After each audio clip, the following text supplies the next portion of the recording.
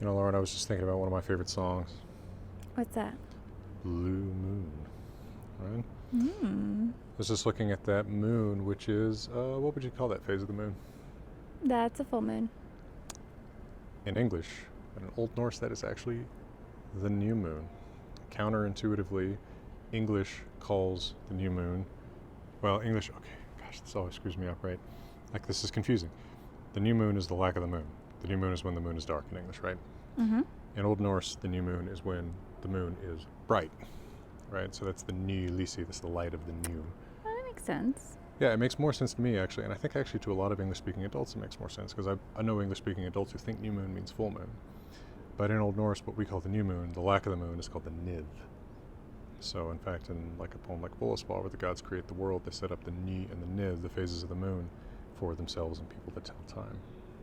Interesting.